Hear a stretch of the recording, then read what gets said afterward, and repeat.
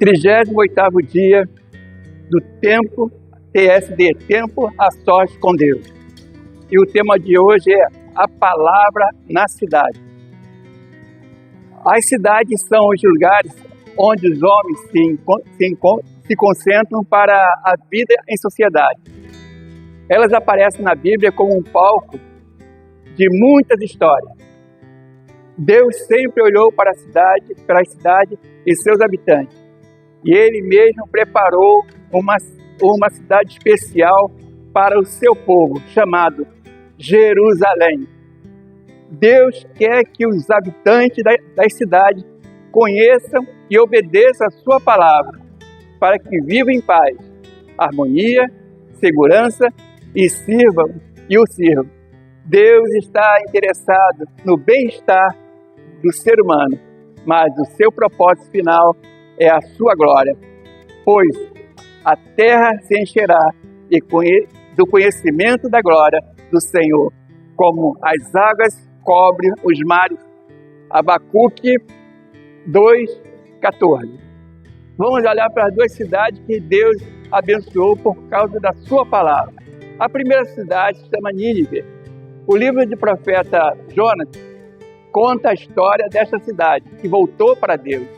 O texto diz que a cidade estava cheia de pecado e maldade. A palavra do Senhor veio a Jonas, filho de Amitai, com ordem. Vá depressa à grande cidade de Nínive e prega contra ela, porque a sua maldade subiu até a minha presença. Jonas 1:1-2. Todos conhecemos a história de Jonas. Tentou fugir da presença e do chamado, e como Deus o chamou novamente. A palavra do Senhor veio a Jonas pela segunda vez com esta ordem: vá à grande cidade de Nínive e pregue contra ela a mensagem que eu lhe darei. Jonas obedeceu a palavra do Senhor e foi para Nínive. Era uma cidade muito grande, sendo necessário 3 dias para percorrê-la. Jonas entrou na cidade e percorreu durante o dia todo, proclamando: daqui a 40 dias Nínive será destruída. Os ninivitas creram em Deus, proclamaram um jejum, e todos eles, do maior ao menor, vestiram-se de pano de saco. Jonas 3:1-5. A palavra de Deus foi pregada, e o povo se arrependeu e voltou a Deus, tendo em vista que eles fizeram como abandonaram seus maus caminhos. Deus se arrependeu e não o destruiu, como tinha ameaçado. Jonas 3:10. Nínive é um modelo da cidade do nosso mundo hoje. Nossa cidade está cheia de maldade, cheia de pecado, cheia de corrupção, cheia de violência, cheia de imoralidade, cheia de idolatria, e tanta miséria que dá a impressão que Deus abandonou tudo.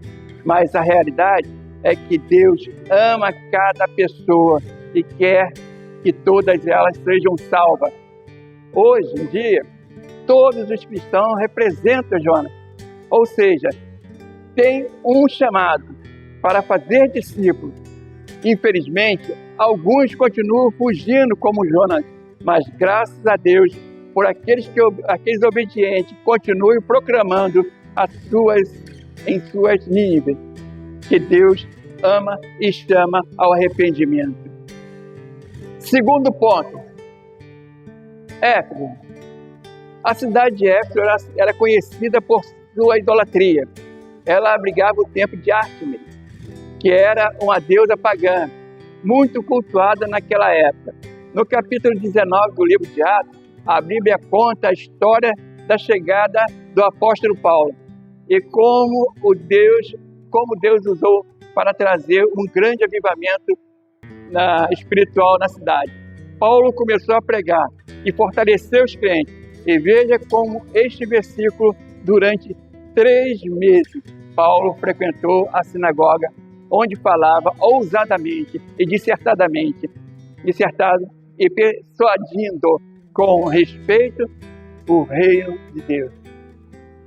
Visto que alguns deles se mostravam incomodados e descrentes, falava mal e do caminho diante da multidão, Paulo apartou-se deles e separou os discípulos, passando a discorrer diariamente na escola de Tirano. Durou, por isso, um espaço de 2 anos, dando ensejo a que todos os habitantes da Ásia ouvissem a palavra do Senhor, tanto os judeus quanto os gregos. Atos 19, de 8 a 10. A palavra do Senhor estava sendo proclamada à cidade de Éfeso. Esta palavra tem tanto poder que começou a transformar e libertar muitas vidas, e a cidade foi revolucionada.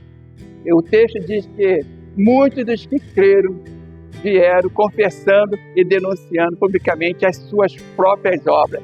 Também muitos daqueles que haviam praticado artes mágicas, reunindo seus livros e os queimaram diante de todos. Calculado os seus preços, achou-se um montante de 50.000 denários. Assim a palavra do Senhor crescia e prevalecia poderosamente. Atos 19, 18 a 20. Aconteceu um grande avivamento e o povo começou a confessar os seus pecados e queimar os livros de magia. O texto diz que a palavra do Senhor crescia e prevalecia poderosamente. Nossas cidades necessitam urgentemente de pregação da palavra de Deus, e os membros das igrejas têm esta responsabilidade.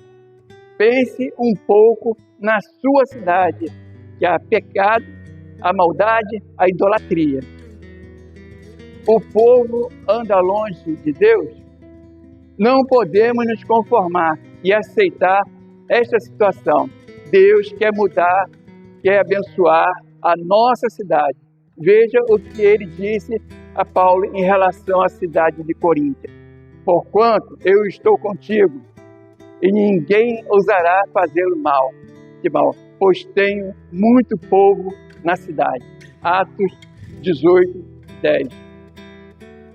Deus tem muito povo em nossa cidade. É tempo de enchermos a cidade com a palavra de Deus, fazermos muitos novos discípulos. Agora, meus irmãos,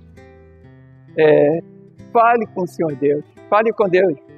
Diga a Ele a respeito da sua cidade, da maldade que está na nossa cidade, do pecado que está na nossa cidade.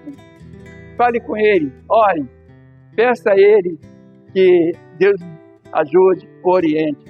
Você fala com Ele que você quer ser usado por Ele para mudar essa situação. Agradeça a Ele o privilégio de ser o instrumento de transformação na sua vida e na sua cidade.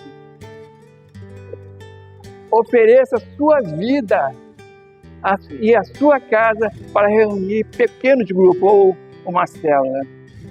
Que Deus possa te abençoar. Vamos orar, meu? Maravilhoso Deus, nós te louvamos, Deus, pela tua palavra, Senhor Deus.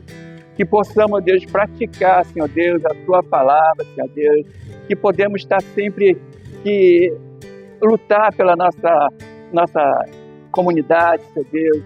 Que possamos, Senhor Deus, pregar o Evangelho, Senhor Deus, aos nossos vizinhos, Senhor Deus, a nossa comunidade.